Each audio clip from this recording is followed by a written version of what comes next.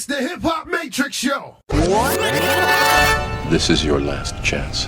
After this, there is no turning back. It's the HipHopMatrix Show with J.Hall and DJ Akademiks. All I'm offering is the truth, nothing more. Let's get it. Yeah.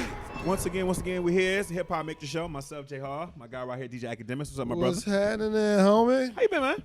I've been cooling. I feel like I ain't seen you all year. Cooling. I ain't seen you all year, man. Well, I actually have seen you, but we ain't sat down and we ain't. Is that what it is? Yeah. We gonna have to be honest. You know, Akademiks and I, we have other jobs. Yeah. Like we live real lives. Yeah, this podcast ain't paying bills. Yeah, yet, so. I know you guys are used to people watching, listening podcasts, and you know they got money and that's all they do. Yeah. We ain't at that level yet. This ain't Drink Champs. No, it's not. We ain't at the level yet. You know, we have other responsibilities. Yeah, Rock Nation and Revolt ain't behind this thing yet. Exactly. But we gonna get there though. Yeah, Audio Mac is though.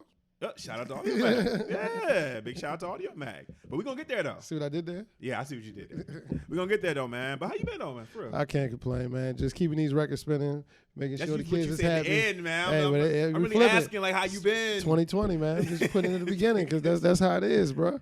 That's what it is. I mean, still got some things I'm cooking up for this year, so it's starting off. I mean, it's becoming a good year as soon as all these dreams come into fruition. Well, not even dreams; these plans come into fruition. I meant to tell you. I don't know if you've been getting my text because it's usually during your show, but you've been sounding good, bro. Oh, I don't know. I've been hitting you like, yo, that sound real good.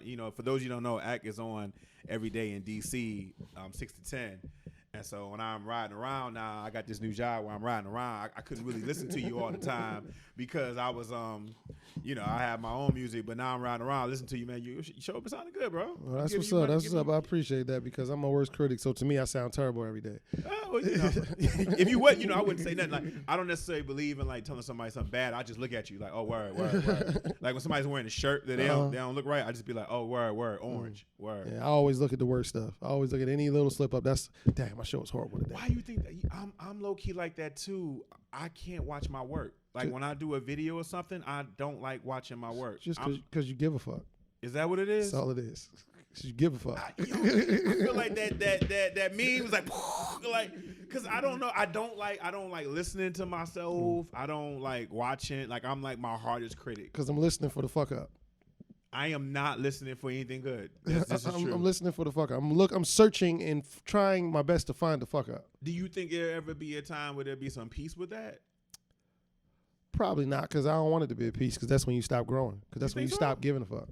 You think? I mean, do you think there can be a time where you can be like, okay, cool, I'm good, I nailed that, and you can still kind of grow, or you think you always have to kind of keep that? I mean, I have breaks. But it's always, I was even talking to like vets about that. I was like, it's always at least bare minimum one break that you want to get back. Yeah. Even in your best show, it's like one break. You're like, damn it, I wish I'd have got that one. I wish I could get that one back. That is true. I've written articles. Because perfection doesn't exist, but we're going to keep chasing it though. And I go back and I read it and I'm like, I ain't like that paragraph. You know what I'm saying? Absolutely. Or I'll read somebody like on a 10-time higher level and I'll be like, yo, they can write their ass off. Absolutely. You understand? Or I do a piece and I'll be like, why I say that word like that? Why I say is like that? Like, it's just, this is the smallest thing that nobody cares about. Like, dang, that was a Detroit coming out. What? When you say, why'd you say it like that?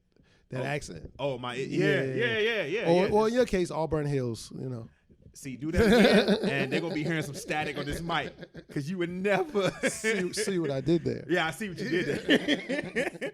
Yeah, but that's real. The criticism, I mean, a lot has happened since we've been going also, too, to kind of remind me how real life is and not to kind of pay attention to some of the things because, like you said, we can be so hard on ourselves. Mm-hmm. But, like, we don't got to get into it because we've been going for so long. Like, Kobe's passing really made me pause for a second because that was somebody whose work ethic I borrowed from. The memorial was Monday, too.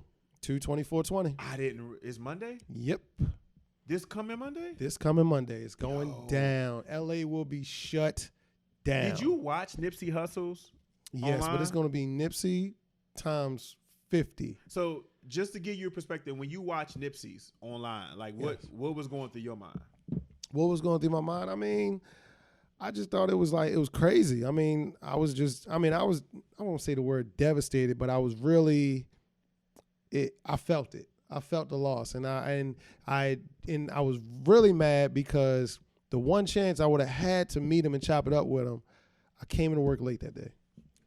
Stop. When was this? I never knew that. When he did the victory lap run, when he did his promo run. He did the East Coast run. He was at the station, and I missed him that day. I mean, if I'd have known, I would have came in early, but I came in like regular time because, I would either, at that time I was just doing weekends, but I would have came in to chop it up with it, but it was too late. I didn't know. And he was the kind of guy that would take that extra time with people who may not have been like the main person at that point, you know what I mean, in radio or anybody. Like if you had a phone and you wanted to do a small interview with Nipsey, he would have a conversation with you. Immediately, the first thing goes to my head is the missed opportunity. Yeah. And that's what goes through my head with Kobe. And I had wrote about this on Walks to Choose Bubblegum, is that my transition of how I felt about him in the beginning versus how I end up feeling about him. You know what I mean? Because when I was coming up as a kid, I hated him, right? I felt like, who's this dude that's like coming out of high school going to prom with Brandy? Not being able to identify the fact that it was just plain jealousy. You was just jealous. Yeah, I was just jealous, jealous, right? Jealous. And I couldn't identify that at that time. So I'm like, who this guy think he is? He going pro and he gonna take Brandy to prom? This nigga is a clown. You can't just win everything. Then he tried to rap, and it's like, this nigga's a clown. He's trying to do everything. That's probably the only thing he failed at. This is true. But as over the years, and not to like spend too much time with this, but over the years, man, his work ethic is what really what I end up stealing. I stole that. You know what I mean? The whole get up at 4 a.m. You know what I mean? Being there before somebody else be there, leaving, being the last person leave. You understand? So that really gives me a little perspective when I'm being so critical on myself and I act like, oh, I put out this product and I don't know. I kind of remind myself to kind of let it go because I know I've been doing the work. You know what I'm saying? So I can be a perfectionist, but not to be so hard on myself because I'm putting in the work. So I know when we watch that on Monday, that's going to be the first thing that's going to run through my mind, but that's going to be devastating. It's going to be in the Staples Center? Yeah, it's going to be at the Staples Center. They were looking actually into having it at the Coliseum because that actually hosts 80,000 people, and that wasn't even going to be enough people. But the Staples Center hosts 20, so it's going to be a great list of people. And I say it's going to be 15,000 people. Of that people that's going to be at that memorial is going to be on the list. And the last 5,000 is going to be first come, first serve. And they're going to be camping out. So that outside going to be crazy. And that whole downtown is going to be crazy. Yeah, it is. But the good thing is, the good thing is he's not physically there, so it won't be like a repass like what people leave out, like how Nipsey was. Nipsey's was a funeral. This one is a memorial. Kobe and Gigi are already in the ground. Yeah, they already had family already had their private. Yeah, they had a private funeral. They're already gone. This is this is for the public. Yeah, this is for the public memorial. Yes. You think Vanessa's and them going to be there at that? Of course, she's going to be there. She put it together. Okay, I mean, and listen, if she doesn't want to, she's entitled for that also too. Yeah, because we say the 20 is for his 20 years as a Laker. Vanessa says the 20 years they were married. Ooh, got you. Well, that makes sense though. On another sad note is what the other day is Pop Smoke. Pop Smoke, yes. Pop Smoke. Now you did get a chance to meet Pop Smoke. Yes, we did do an interview, but then I realized I never posted it. Are you serious? I never put the video up. Now, never put the video of the whole interview up. Now, before we get into that real quick, what information do we know about his death so far? We know it was a home invasion. They ran up in there. It was an attempted robbery. Went wrong, and I guess he jumped up, tried to defend himself, which any man would in that position, and shots got fired. He also put his address accidentally on IG, correct? Yeah, in the story they were just posting outside, and the address got, yeah. Yeah, and he was in Hollywood. Hollywood Hills. Now, life is real when you have left Brooklyn. Like if I think I'm safe, I probably don't think I'm safe anywhere. But if I think I'm safe anywhere, it's probably Hollywood Hills. Yeah. You left Brooklyn to get a home invasion in Hollywood, and he was the only person to get murdered or even get hurt. And so there's some suspicion going around. Absolutely, right now. It was some rumors going around of his friend Mike D, who changed his caption that he had up on one of those last posts, and since then he has deleted all his pictures on his IG. But yeah, they were suspicious about him, but he did respond to that, saying that was his bro. They've literally known each other since they was probably like 7 or 8 years old. Like he posted like pictures of them in like every stage of their life, even though they were only 20. But he posted them from like the elementary school phase, middle school phase, high school phase, them hooping and down to the day, which is sad because I mean he was a good guy. He was a good guy. What was so sad about that situation when I think about that is that even though you can know somebody for a long period of time, when something tragic like that happens, people would just everybody's going to turn into private investigators. I got a family individual who I'm not going to say gadgets. I'm not going to say live right here, but I got a family individual that I know that they pretty much had a boys in the hood situation. Like they were in the alley, and one ran one way and the other ran the other, and so the one who ran the other got murdered. Wow. And the family was suspecting the one who ran the other way just because he didn't get murdered too. And he had nothing to do with it. You know what I mean? It was some past beef that he wasn't even technically involved with at all, but the family definitely started suspecting. You know what I mean? The one who got away. Yeah, 'cause people are hurt. So when you're hurt, you're looking for people to blame. You're looking for answers. So you just reach. You're really reaching. Reaching is at an all-time high at that moment because your mind is not trying to. Somehow in our mind, if we think we figure it out, it'll bring them back, but it's not. It's not. Yeah. And we end up sometimes even still skipping the person who committed the actual crime when we do that. Right. Like you're looking at the setup instead of the people who actually killed the person. So that's the reason why I don't like to participate in that kind of stuff until all the facts are actually sorted out. What was your experience like with him when you met him? It was cool. I mean, you could tell he was like a fresh artist, like where he really wasn't used to doing interviews. So it was like fresh off the streets. Yeah, you had to pull like information out of him. But the one thing that does stick out in my head, it was like, and I'm gonna actually release this interview. I'm gonna do it. It's gonna be up tomorrow. So you'll be able to see this by the time you hear this, it'll be up. Where? On my YouTube channel. It's Impact TV. Go get that right now.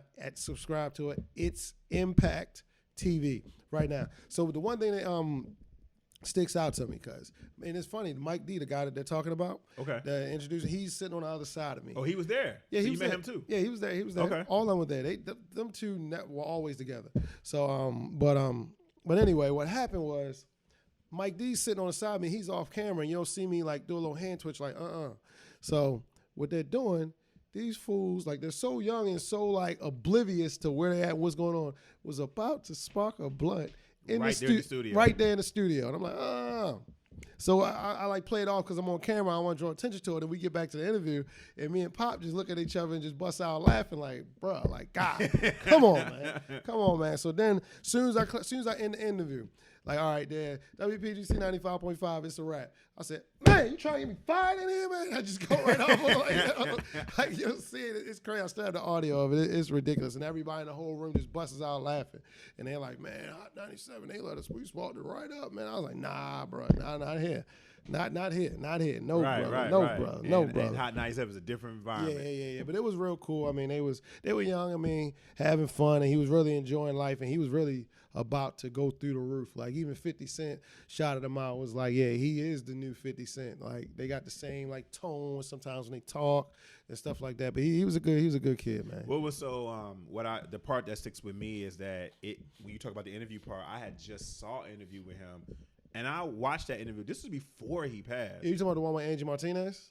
No. Well, I think that was the last one he did. And it was he grew a lot. It was since I seen him to then. It wasn't with Angie. Which was only a matter of a couple of months. It wasn't with Angie. It was with somebody else. I know it wasn't with Angie. But my point is, he was saying how he felt in the beginning when the wave came, how he felt uncomfortable because being from where he from, the environment where he from, people asking all the questions, you pretty much you fed, you cop or whatever. So he had to kind of like prepare for that and grow from that and things like that. Because we forget that now with the internet, a lot of these artists now haven't been groomed. They're in the studio, they're being real genuine, they're just making their music, and then boom, they pop. Absolutely, they find that record and it's whew. Yeah. Now you're a veteran. Now, right? Act this way. And now. Sometimes us on the media side, we gotta take that into consideration when we bring somebody in. We have these conversations, and we're getting frustrated. But you're gonna ask them like, "Hey man, what you think about Trump said the other day?" And they're like, "What?" Like. They don't know you and none of that stuff, so they still got to get used to. What you asking me for? Who sent attention. you? Why do you want to know? They're used to a couple hashtags and that's it. They're not used to having no conversation. So, I was just starting to really like listen to his music too, and what's so crazy, his album had just dropped the week before, and he was trending on Twitter then. And the album goes. Just about, people would just say, the album sounded like, or he tricked us, he made the same song 8 different times. It was all these jokes, right? And what was but you gonna bop to it though. Right. Every last one. And what was so crazy was when he was trending this week, I didn't think anything of it because the first time he was trending, I was like, oh man, something happened to him. This was my first reaction. Like, something happened to him. Like, oh, they just talking about his album. So when he trended the second time, this final time, I was like, oh, okay, ain't nothing going on, man. They probably just going on about his album again because that's how it hadn't been that long. Mm-hmm. And to hear that he had died and the way he was murdered, the way he was killed, that part like really paused for me for a second because I know I'm always a little bit more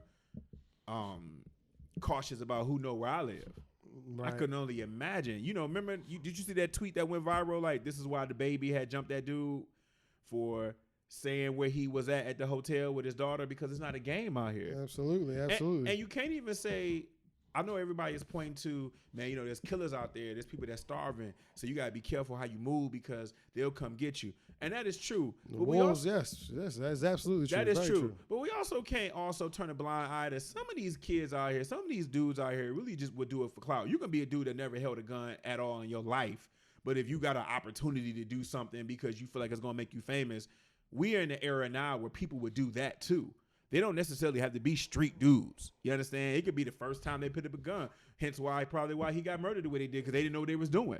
Absolutely. You know what I mean? We got to take that into consideration because we live in an era now where people would do anything, you know, for clout. And I'm not, you know, pun intended, but it's the truth. They will do anything. People shoot because they scared too. Don't forget that. People get scared and shoot. Oh, no. You know, he wake up and he see what's going on. Bam. There you go. You got nervous? Wow. There you go.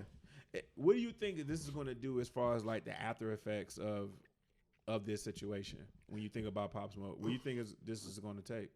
As far as like security or how rappers react. I mean, everybody's going to be up. Everybody's going to be on tight. Security's going to get up to par, and people just ain't going to be playing. Like the baby is doing this shit. It just goes even. It just escalates everything.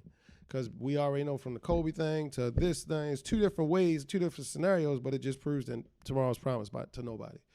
What do you think everybody's legacy is going to be? Like, what's Kobe's legacy is going to be? Did he ever reach past Jordan like the way he was always trying to get to? He's not past Jordan. I mean, he's 1A to Jordan, but that's just going to be what it is. But as far as being the best Kobe, that doesn't hurt. That doesn't say, just because we're saying he's not better than Jordan doesn't mean Kobe's not that guy. He was somewhat in the past year or so disappearing in the argument when it got to a point where everybody was talking about LeBron being better than Jordan, and I felt like LeBron didn't even surpass Kobe yet. Yeah. But he was disappearing just a little bit, dwindling in the conversation. Now it brought a little bit more light of like people like, nah, this dude was.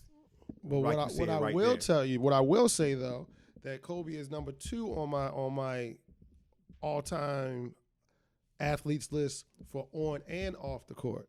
I put LeBron number 1 for that on and off the court, Kobe number 2, and actually Jordan might not even be in the top 3 because after that, because Jordan, he doesn't have that type of relationship with his kids. He's not known as a great father, and he's not known for helping people outside the game. When is the last time you've ever heard an athlete say, Jordan did this for me, Jordan did that for me, Jordan helped my career? Besides just watching him and being inspired, that's about where Jordan's impact stops. So I push on that a little bit because actually I have heard people say that. But Jordan, I would say Jordan does come from an era where athletes kept that separate and the media didn't cover it as much. Because there were times where low key, and mind you, I hate speaking about this because I despise Jordan.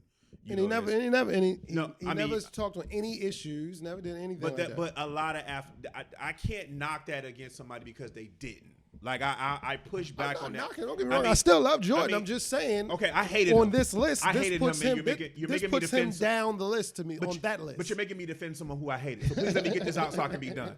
My point is that because somebody did not say something, I've learned as I gotten older to understand where they were at that time. It was a different era.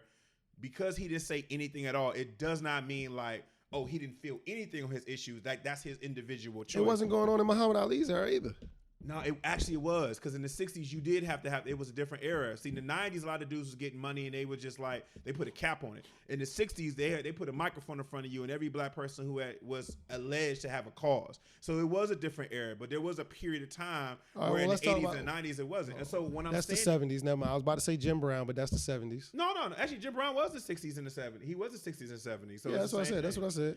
But my point is, even with that, I never held that to anybody that hard. And my thing is, there are times where Jordan, on the low, did give out shoes and he did give out money, he did give out donations, but the media I got one cover for you. Got one. Kareem Abdul-Jabbar. Yeah, he also. That's the same era. Kareem played throughout the 80s. Okay.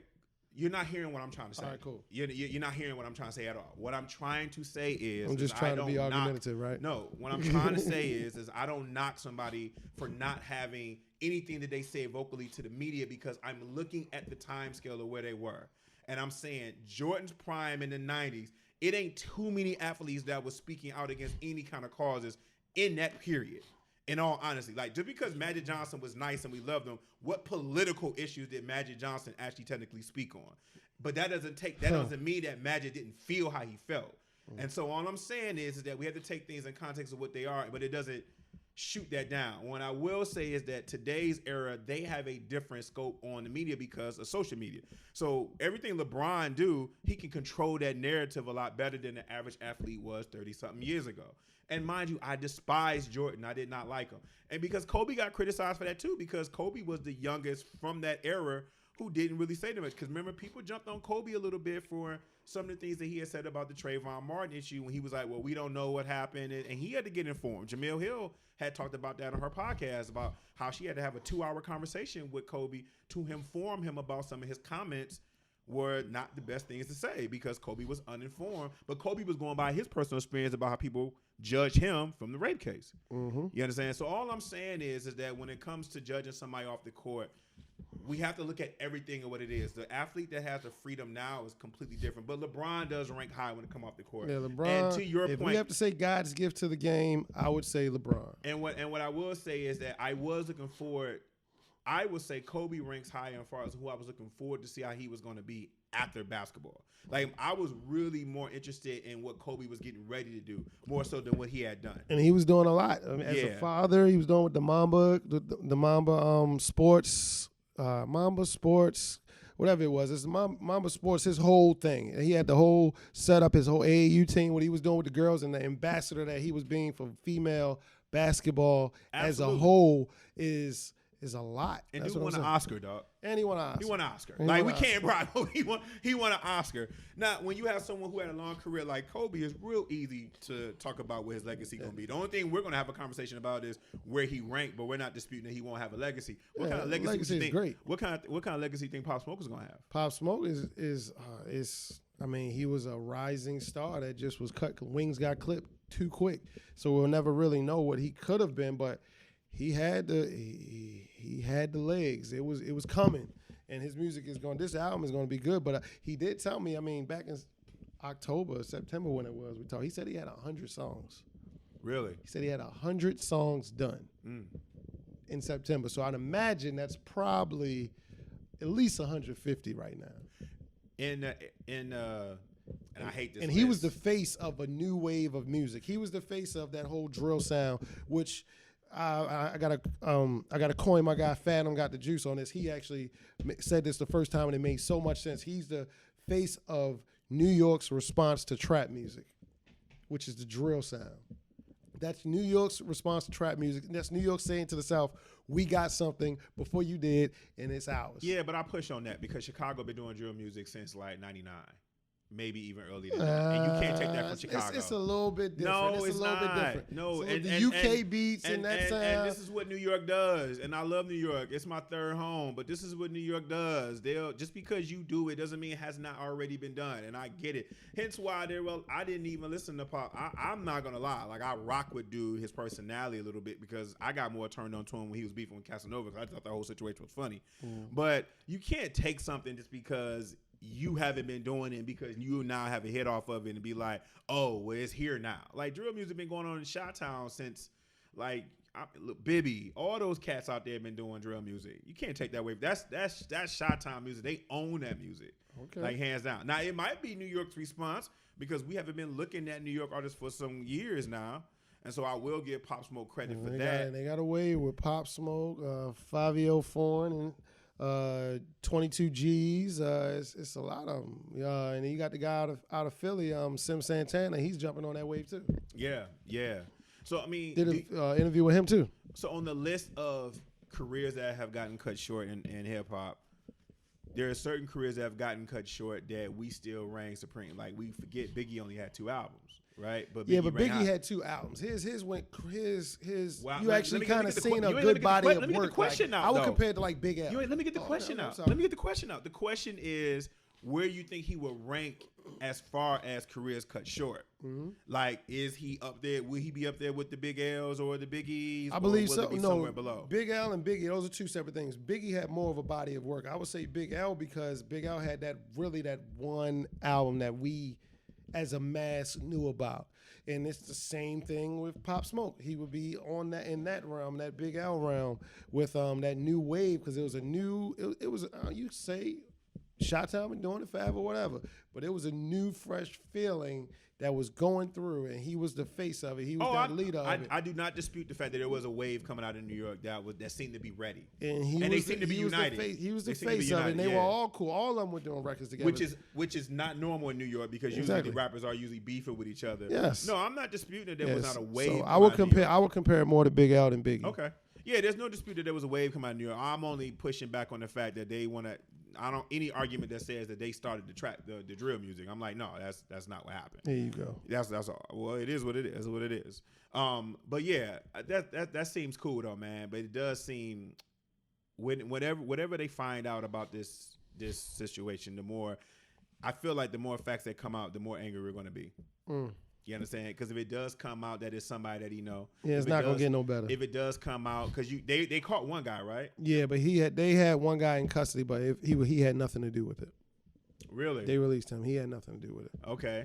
Whoever they catch is probably gonna snitch on the next person anyway, as you know. And they're probably gonna be on Instagram showing it all. But I feel like the more facts we find out about this, we're still gonna be angry, and it's not.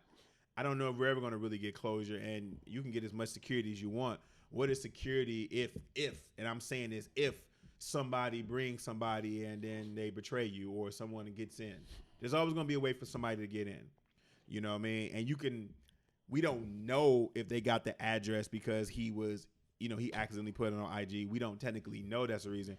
But what I will say is that moving forward, a lot of you do need to be careful because you remember when DJ Khaled had accidentally put up his credit card on Snap. And then somebody made a whole bunch of charges on that, like ran it up. Yeah, you guys do got to be careful when it comes to what are you showcasing online.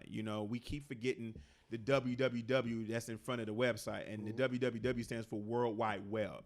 We need to forget. We keep forgetting that. Switch gears a little bit though. Your man Boosie Badass had claimed that he couldn't get inside Planet Fitness because of his comments that he made against Dwayne Wade's child. You heard about that? Yeah, and on that comments, he didn't say anything wrong in my book. I feel as though he actually articulated himself very well, the way he was saying and what he said. So let's replay that for a second. His comments about Dwayne Wade, you heard him say what? I heard him say what I heard and what I was interpretation of. He's not against what Dwayne Wade is doing and how he's backing his child, but all he's saying is he's still a child. He's 12 years old. He shouldn't be allowed to make a permanent decision like that at 12 years old when he hasn't in his head really rationalized that this is the rest of your life when you do this. A 12-year-old can't compute that yet. And that's what the point he's trying to make. He even says, if your son's going to be a homosexual, let him be a homosexual. That's not a problem. We're not saying it's a problem for who he is and why he's that way. The problem is saying letting a 12-year-old make that type of decision at 12. So here's why listening needs to be a little bit more important in the game, because Dwayne Wade never said anything about gender reassignment. There was never no conversation about his son about to have surgery. what his son is saying is what he identifies. That's not the same, and this is why we need to be a little bit more educated on transgender issues, because we keep thinking that when someone comes out and says things like, "Okay, I identify," that's the same thing as actually going through the process, and it's not. And I get it; it's new because I'm still learning and I'm walking the line carefully of what I'm even saying myself. But there was ever no conversation about his son was actually about to go through the surgery or about to take in pills or about to take any of it. It was about what he identified as. And Dwayne Wade was saying that he was going to respect that and support that. So to Boosie and everybody else who had their response on that, I really need people that, if you don't know, to kind of learn more about what these issues are, because they're not the same thing and we're blending them all together. Even if you're saying, yo, a girl would turn him out and that's why he can change his mind. Girls like girls, bro. Like, you know what I'm saying? Boosie, like he can be a child can be a girl. A child can go from being a boy to a girl, and just because it's like a girl doesn't mean they're about to go back and being a boy. Like, girls like girls. You know what I'm saying? Like, I got an ex-girlfriend who like girls. That's why she's an ex. Like, girls like girls, man. You know what I mean? That go to show you like how much we don't know and these blind spots that we have. And before we go online and we speak with so much fury, we need to kind of like pause for a second and learn a little bit. Now, I will tell you this. My criticism of when Dwayne Wade came out and said, son, I do feel like it's a little fuzzy, the fact that you're talking about your son, which you have a movie coming out. And when you said that your wife talked to the whole cast of Pose, I don't know. Like, he said his wife talked the whole what? The whole cast of Pose. You know what the show Pose is? No. Okay, this is why me and you be having conversations off mic about you coming up into the light a little bit, brother. Pose is like one of the biggest shows on TV right now, and it's about the transgender community in 1980s. I'll be working. You've been seeing bro. that guy. Yeah, but bro, I'll be working, bro. You don't have to watch a show to know it exists. And you about to take our arguments that you and I have off mic, and we about to go 30 minutes into this, and I'm not going to allow you to bait me on this, okay? Because the academics infuriates me with this stuff. He act like things don't even exist. And it blows my mind how someone who's in media does not know that things exist today. You know who Billy Porter is. The guy shows up at every red carpet dressed to the nine in a dress in a Gucci suit. I don't know how he makes it work, but he makes it work. Never heard of him. He's on that show, Pose, okay? He's on that show. So Pose is like one of the biggest shows. And so when Dwayne Wade said that his wife reached out to the whole cast of Pose, I was like, you reached out to a cast of people on a TV show, like that's speaking from... There's still more layers that need to be done. You can't say like that's it and then it's like, oh, okay, cool. So it does let me know that Dwayne is still learning as he go too. You understand? Like, I'm sure they are. Yeah. This is an unpaved road. Like, right. Nobody really understands where this is going. Because that is a community that has been forced to be put in the dark, and for all intents and purposes, people never wanted to learn about it until it affected them. Because unfortunately, that's how we move a lot. It's like white people when it comes to black issues. They'll be like, oh man, did you know black men get shot for wearing a hoodie? And we're like, ninja, we was shot when we was in overalls. You understand? But to them, and straw hats. Yeah, it's new to them. So it's a parallel thing when you're not a part of the community, and if your level of empathy is kind of like low, or you don't have a certain bit of curiosity, then you're totally ignorant to it. You don't know. So that's my pushback when it comes to Boosie. I mean, I admit, yeah, the kid is young, 12 years old. That is a big decision to make. But also, I'm not gonna lie. I know I've been liking vagina since I came out of one. I can't tell you the age when I knew I liked vagina. I knew I liked vagina before I had vagina. I definitely liked it once I actually got vagina. And I've been liking it ever since. So as far as being too young to not like or not know what it is, I mean, I challenge anybody to tell me when did they not know. Because you have people that said they know since age like 3 and 4. And I think the reason why people of the LGBTQ plus, community can tell you they knew at such a young age, because when you are born into this world, you are aware when you are on the opposite side of the fence of something really quick. Like a child has that awareness. Like they know when, like I recognized when I was really young that I was the only kid in the classroom who didn't like cheese, for example, right? Like I was like, oh man, this is a big thing. Everybody likes cheese except for me. So a child knows like, oh man, I'm a boy and I'm liking girls, or I'm a boy and I identify with X, Y, and Z. So that's why they can give you a number, or like, I've been feeling like this since I was age 3, since I was age 2, versus myself. I came out like, man, that was great. Let me go find another version of that. You know what I'm saying? I can't tell you. I didn't have a becoming moment of being a heterosexual because this is who I've been and I was in a majority. But if I was surrounded if I was the minority, if I came in an environment where there was a majority of people who did not like vagina, you know what I'm saying? Then I'll probably, or of men who didn't like vagina, then I probably would have recognized how young I was.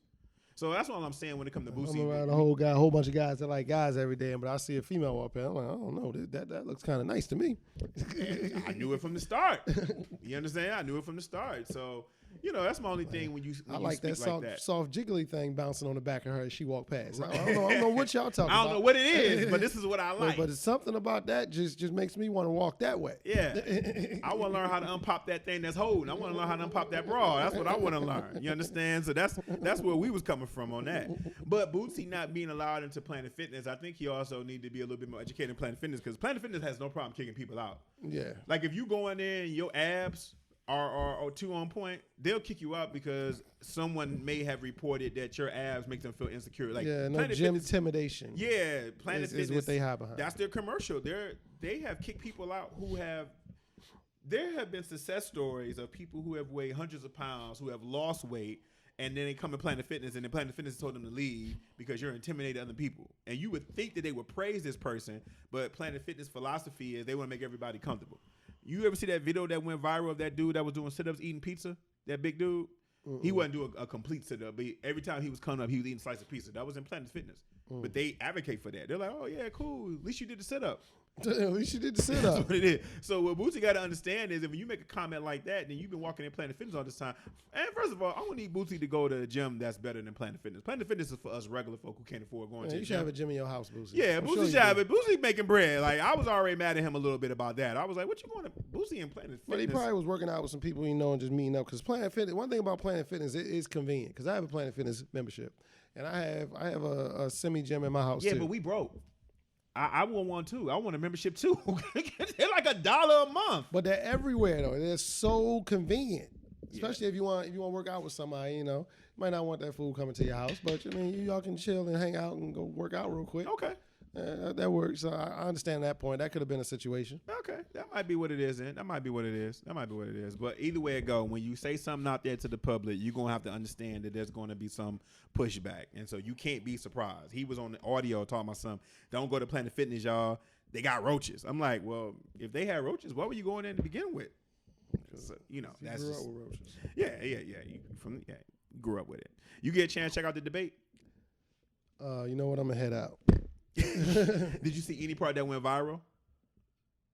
I'm gonna head out. Okay, so Elizabeth Warren, her diss to Mike Bloomberg, went viral because people played the ether beat behind it. I just want to take time to say whoever produced that, that's one of the best things I've seen in 2020 already. They should get a Grammy for that because they had every time she said something, they was like Jay-Z, and she was just going bar for bar. That's all I want to put in.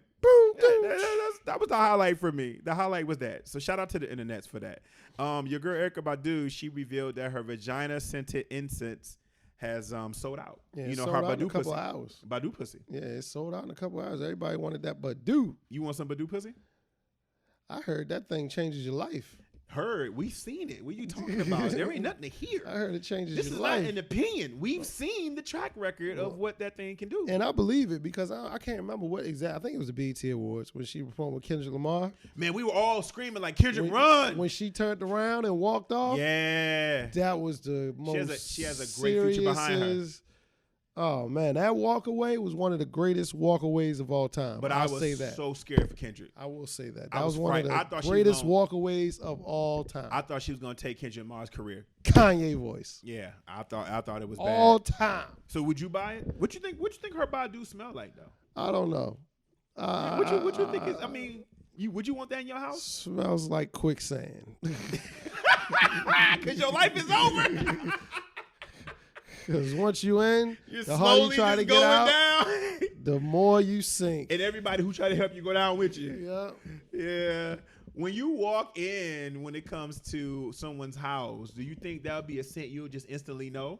If I smell that, I'm thinking, get out. Run. Yeah. Run. Yeah, ad-libs from Get Out if you didn't see the movie. I feel like Badu scent is her way of slowly taking over the world. Like, I feel like there's going to be a lot of slaves that's going to be walking around because her scent actually is going to whisper in your ear.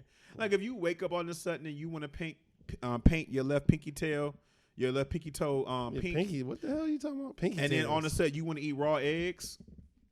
I think that's because of that Badu scent. You had it on all day. This is going to come with a warning sign for sure. But if it's sold out within 2 hours, then shout out to Badu because that means her box is always on point. Yeah. Yeah, that's what that means. Did you get a chance? This is a little bit while back, but did you get a chance to see that clip of Nicki Minaj and Meek arguing in the store right before the All-Star game? I saw that. Well, it was Nicki Minaj's boyfriend mostly. What's his name? Ken? I don't know the dude's name because he's but him and Meek was going at it, and of course Nicki was going to say her piece and all that stuff. But yeah, I saw it. So that reminded me of like how Meek has been on since he got out of jail. Meek has been on this.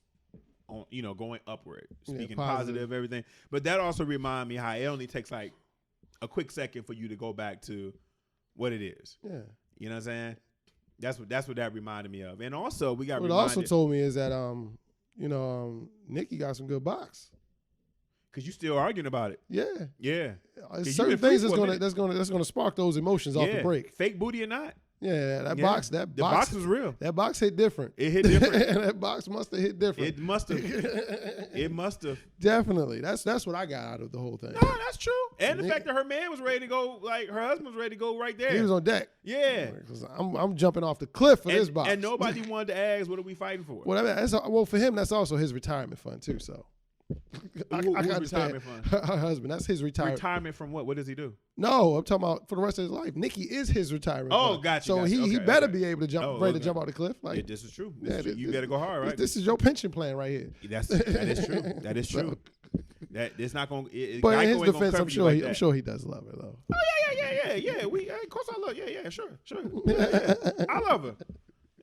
Yeah. Ain't no disputing that. And now that we know the box is official, so it must be. It must be when you argue not in she public. Got that Badu. On the side note, no, nobody got that Badu. But Badu. Hey. We can't disrespect Badu like that. She'll cast a spell on us right now. On another note, did you get a chance to catch out with what's his name, man? The guy who allegedly wrote those rhymes for Drake, Miller. What's his name? Man, dog. The guy, man, I can't remember his name, man. The guy who 40 and what's the other one? No, man, the guy who Meek Mill and them jumped. He just put out a video. Quentin Miller. Oh yeah, Quentin. Did you see the Quentin Miller video? No, I did not. I didn't. Did you hear about it though? No, I did not. Okay, we're gonna fight again. Okay. So Quentin Miller put out a video of pretty much how everybody was congratulating him because this was the 5-year anniversary of if you're reading this, you're too late. Mm-hmm. So he said everybody was tagging him. So he's like, but for him, it was the higher end but the lowest part of his career because he ended up getting jumped. He called Meek Mandela. Everybody's praising him now, but he ended up getting jumped for that. That's why Meek Mill had been tweeting like how you hating from a distance and stuff like that. And Quentin Miller was like, yo, and they went through all of that for nothing because they're best of friends now.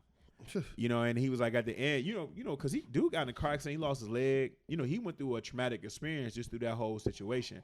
Because when you think about what happened with Drake and what happened with Meek and they were beefing, Quentin was the victim. Mm-hmm. You understand? He was collateral damage. He was a collateral damage. And so do you think that's on Meek to make that right? No. Why not? I mean, he got him. I mean, he jumped him. Allegedly his crew jumped him. And Meek was the one who put that out there that Drake had somebody writing his rhymes. That's how we know who Quentin Miller is. I mean, what do you? The things happen. It's So I take issue with that, man, because first of all, I mean, I recognize it's the era, and I have to come to that term. This is why I'm not on the streets no more. I'm never gonna sleep comfortable when I hear about somebody get jumped. I'm always gonna think that's some sucker-ish. Always. I'm always going to think that's sucker-ish. When 12 people jump one person, I think that's sucker-ish. And Quinn don't even get you that vibe that he's that kind of dude that require all of that. And Meek was the one who put his business out there like that. I do think that somebody should do something for him a little bit. But I will say on the flip side, Quentin also got to get off, and he's going to have to go through some sort of counseling or therapy to try to get over this matter because nothing's going to move unless you do. Because we in an era now where you don't have to, like, he at the end of the video, he was like, yeah, to y'all labels, give your boy a chance, give your boy a chance. You can't be begging on labels to give you a chance. Because they're definitely not. Yeah, because when we heard the songs that Quentin Miller did, that was the version that Drake did, it wasn't Drake. This is why Drake is who he is. So say what you want to say about Drake. Drake is who he is for a reason, whether he wrote the rhyme or not. Chris Brown in The Dream. The Dream wrote a lot of Chris Brown's work early, but The Dream couldn't pop like Chris Brown because Exactly. Chris Brown even addressed that too. He's like, yeah, you can write it, but can you perform it? Exactly.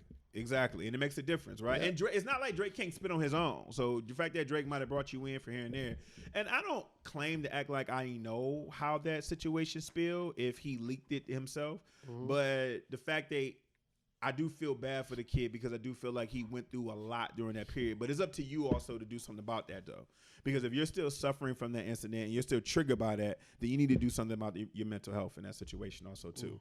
You know what I'm saying? Because honestly, you can be, if you just told me Pop Smoke got over 100 songs, and Quentin Miller, you should be out there. Probably 150 right now. And if you got writing credits for one of the biggest albums in the past 10 years from the biggest artists in the past 10 years, and you actually have writing credits that are actually on it, not ghostwrite, but writing credits on there, homie, you need to go out there and make that work. Absolutely, get that bread. Yeah, you need to go there. But my heart does go out to him as far as in, because when you watch that video, I'm not gonna lie, you gonna feel a little like this is effed up. Like, cause I forgot about dude, and I forgot that dude lost a whole leg, got jumped. Like, he went through a lot in that year, so I could understand why him hearing about that album, he ain't effing with it like that. You know what I mean? I totally get it. Let's move on to some new music. I don't know if you got a chance to catch it, but Royce da 5'9", my Detroit brethren, dropped the Allegory. Kamaya from the Bay Area, where my sister's from, she dropped her album Got It Made. And Rick Ross and Dwayne Wade dropped Season Ticket Holder, which is a song. Did you hear that? Dwayne Wade was spitting. Song. It's a song. Dwayne Wade was spitting. You ain't catch it? I didn't listen to it, but I do know about the record though. Oh, okay. Yeah, Dwayne spit some bars. Hot bars. Hot bars. Yeah, like Hot Damian fire. Lillard bars. Yeah, also Migos released some new record with Travis Scott and Young Thug. I didn't get a chance to hear it. How you feel about it? We don't get no it's definitely hot. It's a record. It's gonna do what it does.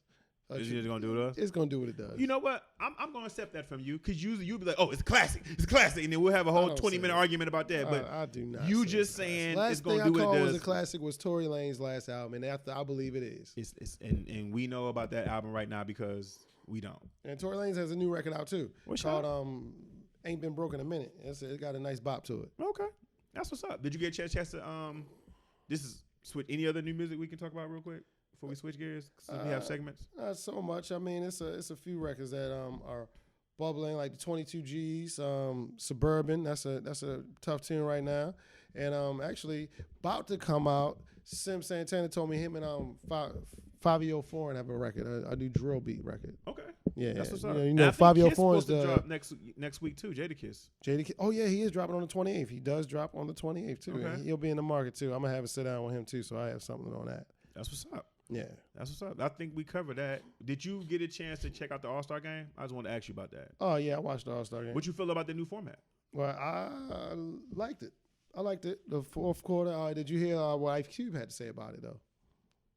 You tell me, because I don't know exactly what he said. I know he tweeted something. So right? Ice Cube had went out and said, "Should I send my invoice? Who should I send my invoice to? Because the no time method was In the a fourth big quarter? three. Yeah, so because it was designed to make sure you have a game-winning shot, and he said that was the whole big three thing. But he does applaud the NBA for forward thinking. But he says he inspired it. Although Chris Paul is the one that's credited for bringing the idea to the table. So, but yeah. Oh, he is? Yeah, they said Chris Paul was the one that went to the commissioner with the idea.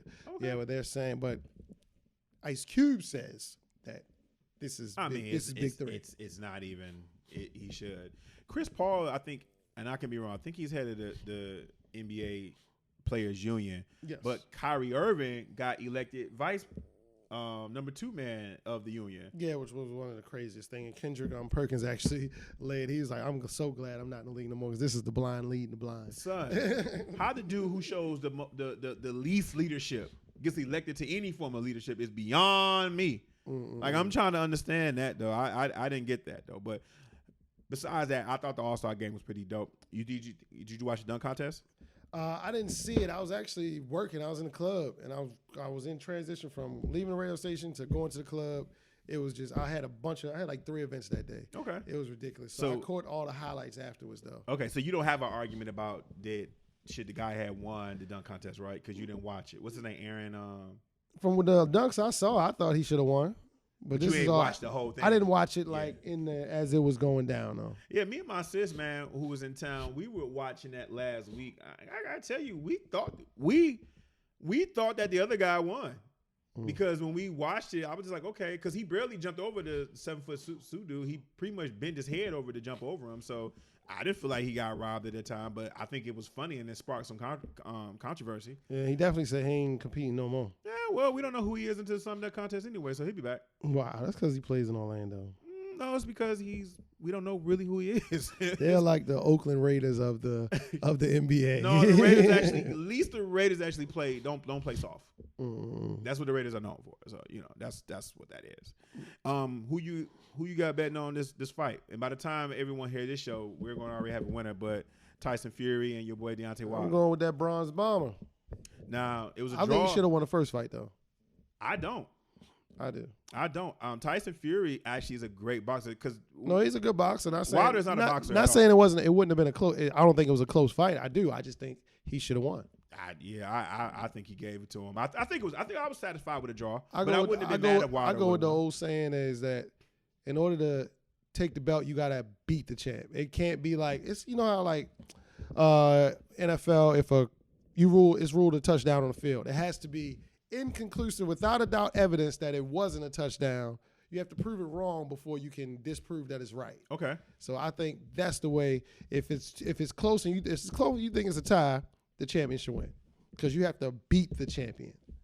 Maybe I can see that. That's how I feel. I can see that argument. And if it's so close that you really have to think who won, it's the champion. No, I don't have to think who won. I just honestly, I really did watch it and I thought it was a draw. But I mean, I can. And if you really think it's a draw, the champion should win because you should have to take. You have to take the belt. You can't just win it by like that. No, I'm not going to argue that. If Wilder they would have said Wilder would have won, I would have been up. I wouldn't think it would have been no grand upset. But it's just that when they announced that it was a draw, I also saw that too. I was like, okay, cool. I see that because I did feel like the last 5 rounds, Wilder got outboxed like a mug. Correct. And Tyson took his best shot and laughed at it because he's not used to going that long. Yeah, he doesn't. That's conditioning. But Wilder's not really a boxer, man. Wilder really he just throws them hands. Yeah, he ain't no boxer. He's a street fighter. He wants to knock you out. I mean, the critics have been saying he wants to break you. But he's also honestly, man, he might be one of the worst heavyweight champions we've ever seen as far as boxing techniques is concerned. Because his boxing skills are very limited. He just knocks you out. Yeah. You know what I mean? Which I still think is different from Tyson because Tyson was a knockout artist. There was an artistry to his knocking you out.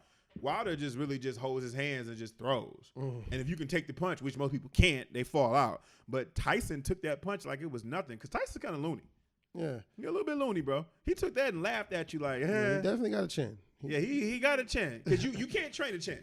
Nah, you either got it or you're going to do all the training because I'm telling you right now, Wilder, I'm talking all this stuff right now. Wilder hit me in my chin, I'm done.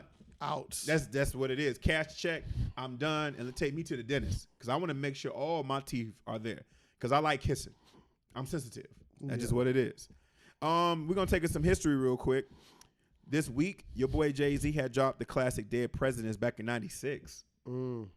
That still reigns supreme. I'm still mad that the version with the original lyrics is not like on iTunes or whatever. It's the one with the new lyrics.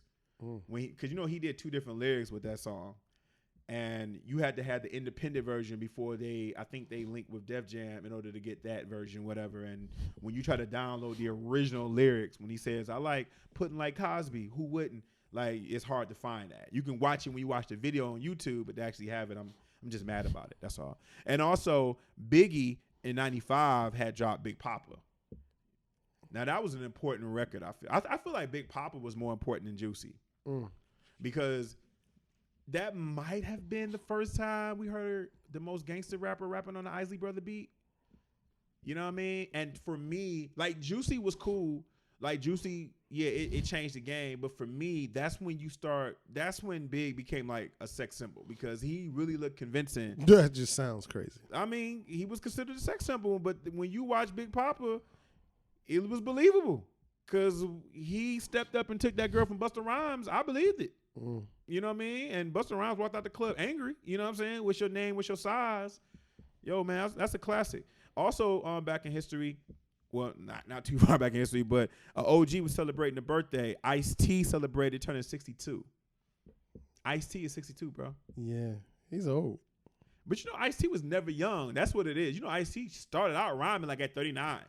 Like he was never young. Think about it. When you watch those old clips of Ice-T, though, nothing about you be like, man, Ice-T looks so young. The cop killer that plays cops. Yeah. When you watch Boys in the Hood, you feel like Ice Cube looks young. When you watch New Jack City, it ain't too much of a difference. Ice-T looked like the same dude from Law and Order, just without the ponytail. Dr. Dre celebrated birthday this past week too. Shout out to the legend Dr. Dre. Yeah. How old did Dr. Dre turn?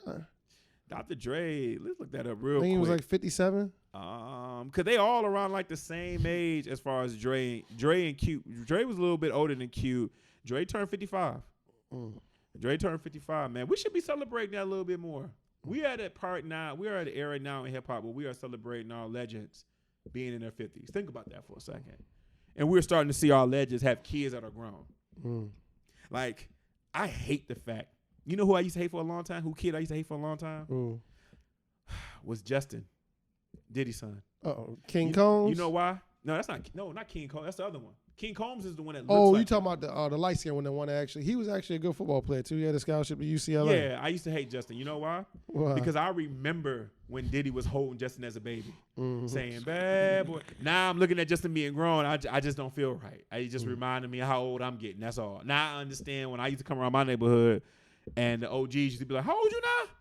Hell no, get that away from me. Like, I understand that feeling now. Because that's how I feel about when I see Diddy's kids, especially Justin. So, but, you know, shout out to Dre for his birthday, man.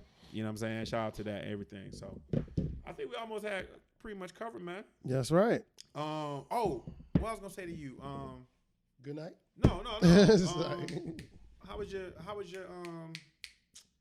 gee, man, you was DJing at this spot, and I meant to ask you how it was. I was going to put you on the spot and ask you about it. Oh, did you DJ the night of Valentine's Day? DJ on Valentine's Day? Yeah.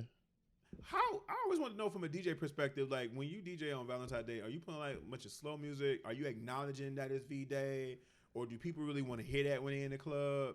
Yeah, you can do that. I mean, you do a little set, you know, you switch it up, go left just to catch them off guard. But I mean, at the end of the night, you might do it.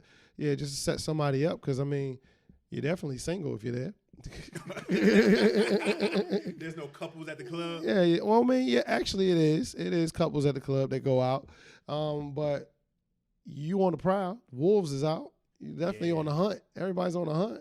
Everybody's on the hunt. Yeah, that's sound about right. Yeah, so you setting it up just right. Yeah, that's the time. What's your name? What's your sign? Do you get like requests like somebody want to throw money in your hand to play like a certain song or something like that? Like, has that ever happened to you on Valentine's Day?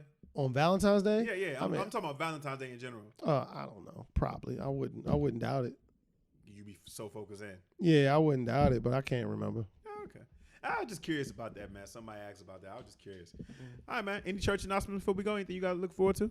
I can't say yet. Okay. The Pop Smoke, though, video will be up, right? Yeah, the Pop Smoke video is up right now. If you go to it right now at It's Impact TV. Oh, you were just uploading that just now? Yep. Oh, okay. Yep. Also, for myself, big shout out to AURN, American Urban Radio Networks. You can go to YouTube or you can go to my page at J.Hall Radio and click on the link. Just put out a video called Songs How You Make You Feel Post Me Too Movement. Wow. So we're breaking down songs like Slob on My Knob, Suck It or Not. All the rape culture songs.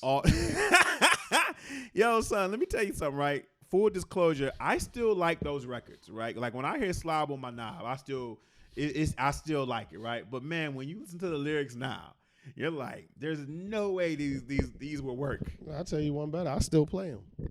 You should. They still go. So yeah, go to YouTube. And it'd be the females that be singing it the most. They like it. Yeah, that's our validation for that. Post Me Too songs. They cool review. With it. I'm cool with it. Post Me Too songs review. You should check that out. AURN online on YouTube. Go ahead and check that out. Also, you can follow this man right here on his social media at DJ Akademiks. You can follow me at J.Hall Radio. Make sure you follow HipHopMatrixShow on all social media platforms. HHMS. Also, make sure you catch us on Spotify. You can catch us on YouTube. You can catch us on SoundCloud. You can catch us on Audio Mac. Big shout out to Audio Mac for always showing us some love. Go in the search engine, type in Hip Hop Matrix Show, one word. As usual, be blessed and successful, and we'll talk to you soon. Hold on, real quick. One story I want to touch on. University of Southern California has announced a plan to essentially eliminate tuition for students whose family have an income of less than $80,000 per year. What? That is big. Wait. Big. No tuition for them at all? According to NBC USC President Carol Folk has announced it. So they plan to essentially eliminate. So that doesn't mean absolutely no tuition, but essentially eliminate tuition for students who have families that with income less than $80,000 a year. That's big.